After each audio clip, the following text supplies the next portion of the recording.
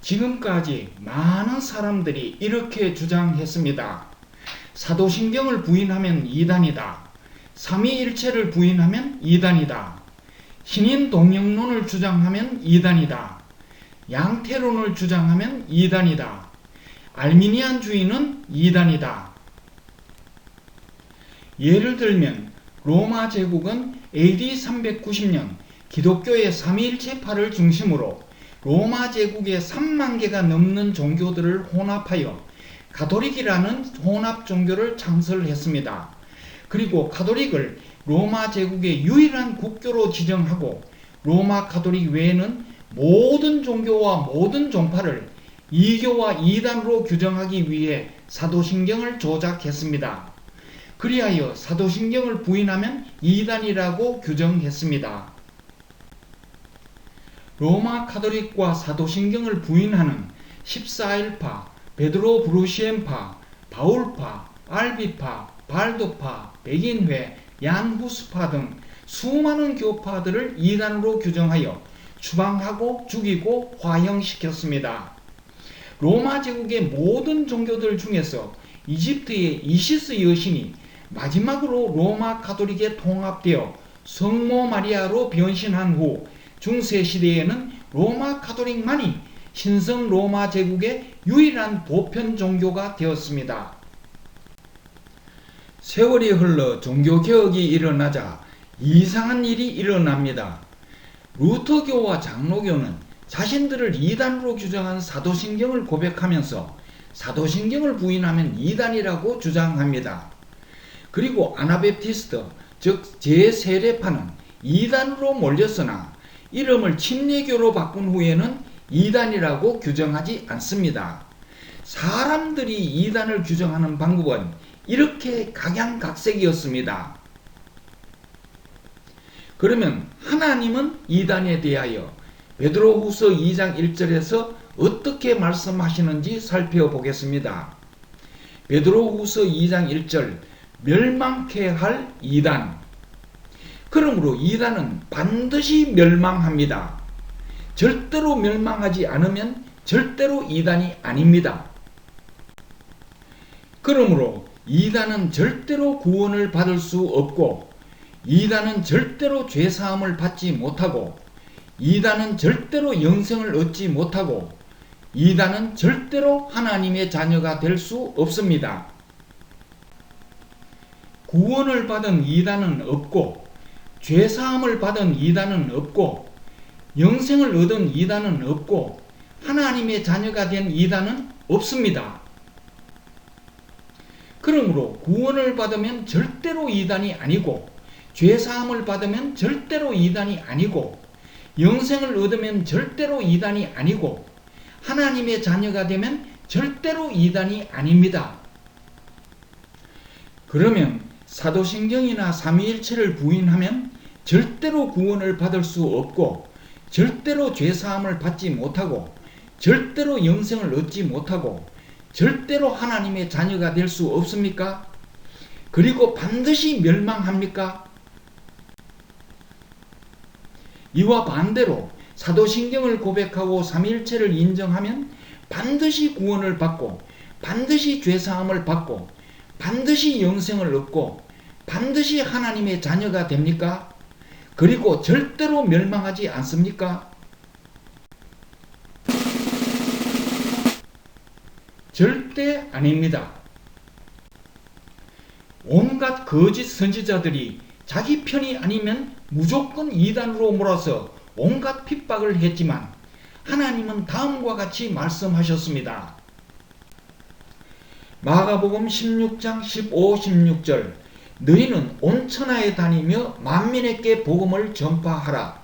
믿고 세례를 받는 사람은 구원을 얻을 것이요 믿지 않는 사람은 정죄를 받으리라. 마가복음 16장 15, 16절에 의하면 복음을 믿으면 반드시 구원을 얻고 믿지 않는 사람은 절대로 구원을 얻을 수 없습니다. 오직 그리스도의 복음을 믿고 예수님을 마음에 영접하면 반드시 구원을 받고 반드시 죄사함을 받고 반드시 영생을 얻고 반드시 하나님의 자녀가 됩니다. 그리고 절대로 멸망하지 않습니다. 오직 그리스도의 복음을 믿고 예수님을 마음에 영접하면 비록 사도신경을 부인하고 삼위일체를 부인해도, 비록 신인 동영론을 주장하고 양태론을 주장해도, 비록 알미니안주의를 주장해도, 비록 온 세상이 이단이라고 해도 절대로 이단이 아닙니다. 그러나 오직 그리스도의 복음을 믿지 않으면 절대로 구원을 받지 못하고, 절대로 죄사함을 받지 못하고, 절대로 영생을 얻지 못하고, 절대로 하나님의 자녀가 될 수 없습니다. 그리고 반드시 멸망합니다. 어떤 교파나 어떤 사람이라도 오직 그리스도의 복음을 믿으면 절대로 이단이 아닙니다. 그러나 어떤 교파나 어떤 사람이라도 그리스도의 복음을 전하지 않고 율법을 강요하거나 그리스도의 복음을 변질시키거나 그리스도의 복음을 부인하면 반드시 이단입니다. 이제 이단에 관한 베드로후서 2장 1절을 자세히 살펴보겠습니다. 베드로후서 2장 1절, 저희는 멸망케 할 이단을 가만히 꺼려들여 자기들을 사신 주를 부인하고 임박한 멸망을 스스로 취하는 자들이라. 자기들을 사신 주라는 말씀은 돈을 지불하고 물건을 사듯이 예수님의 생명을 지불하고 우리를 구원하신 하나님이라는 뜻입니다. 베드로후서 2장 1절에 의하면 이단이란 하나님이 예수님의 생명을 지불하고 우리를 구해 주셨다는 사실을 부인하고 멸망으로 이끄는 교리입니다. 하나님이 예수님의 생명을 지불하고 우리를 구해 주신 사실은 바로 그리스도의 복음입니다. 그러므로 이단은 그리스도의 복음을 부인하고 반드시 멸망으로 이끄는 교리입니다. 그러므로 이단을 구별하는 유일한 방법은 바로 그리스도의 복음입니다. 사도들이 전한 그리스도의 복음을 소개합니다. 고린도전서 15장 3절 4절에 의하면 사도 바울이 고린도 사람들에게 전한 복음은 그리스도께서 우리 죄를 위하여 죽으시고 사흘 만에 부활하셨다입니다. 사흘 만에라는 말은 완전히 죽었다라는 뜻입니다.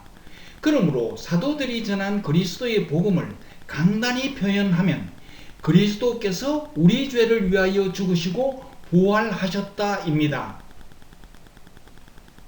사도들이 전한 복음을 쉽게 표현하면 내가 지은 죄 때문에 나 대신에 예수님이 사형을 당하시고 부활하셨다입니다. 여호와의 증인이나 신천지는 왜 이단일까요? 그들은 당신이 지은 죄 때문에 당신 대신에 예수님이 사형을 당하시고 부활하셨다라는 말을 절대로 하지 않습니다. 다시 말하면 성경의 핵심인 복음을 제외하고 성경의 다른 내용을 소개하면서 자기들의 교회에 와서 하나님의 뜻을 배우라고 합니다. 결론적으로 그들은 그리스도의 복음이 없기 때문에 이단입니다. 어떤 이단은 복음을 변질시킵니다.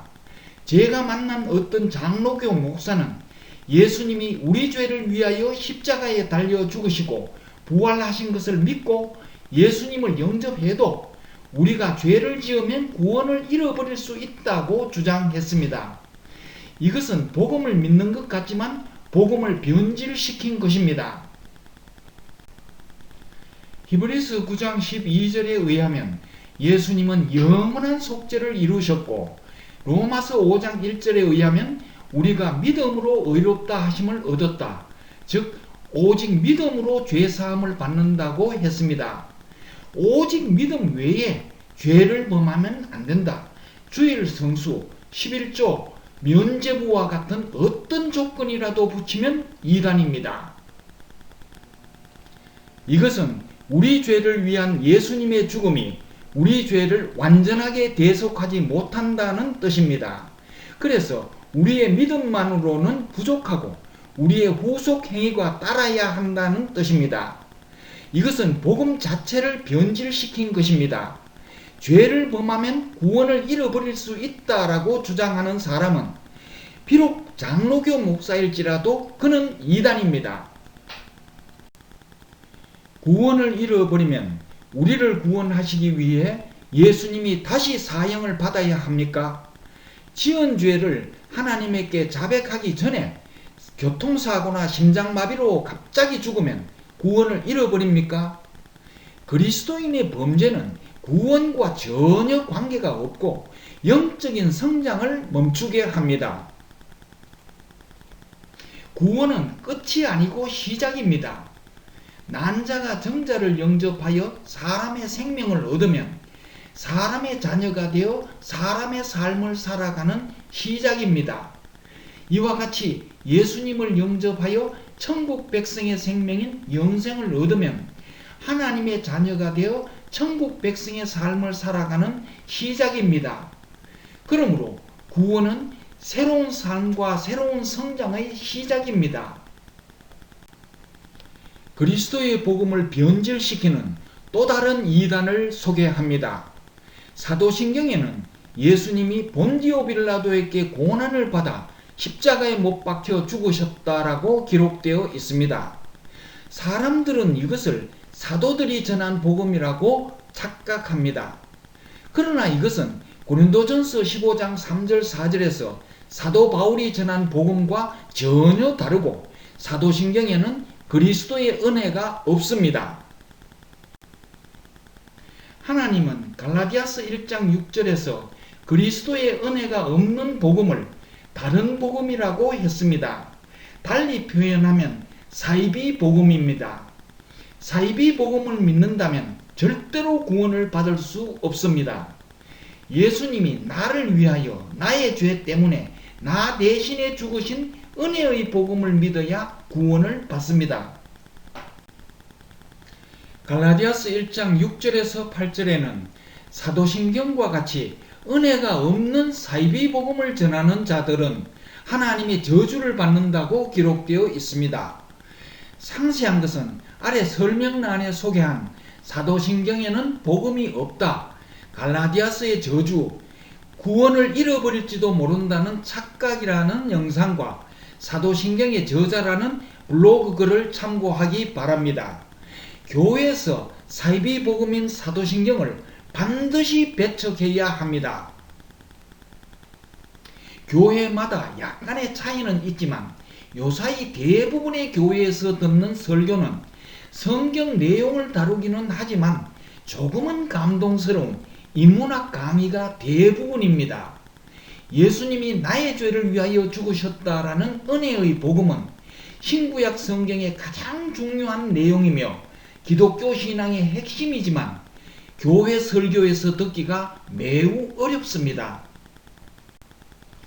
그러나 예수님의 은혜가 없는 사이비 복음인 사도신경은 일요일 예배 때마다 모든 교인들이 다 함께 고백합니다. 모니터 화면에 비친 사도신경을 직접 자신의 눈으로 보고 직접 자신의 입으로 고백하고 직접 자신의 귀로 듣습니다. 이렇게 교회는 그리스도인의 마음에 은혜의 복음을 지우고 하나님이 갈라디아서 1장에서 경고하신 사이비 복음을 세뇌하고 있습니다. 그러므로 교회에서 사이비 복음인 사도신경을 배척하고 그 대신에 다음과 같은 은혜의 복음을 고백할 것을 제안합니다. 나는 나의 죄 때문에 독생자 예수님을 사형시키신 하나님 아버지를 믿으며 나는 나의 죄 때문에 나 대신에 사형당하시고 부활하신 예수 그리스도를 믿으며 나는 나를 진리로 인도하시며 나를 위해 하나님 아버지에게 간구하시는 성령님을 믿습니다.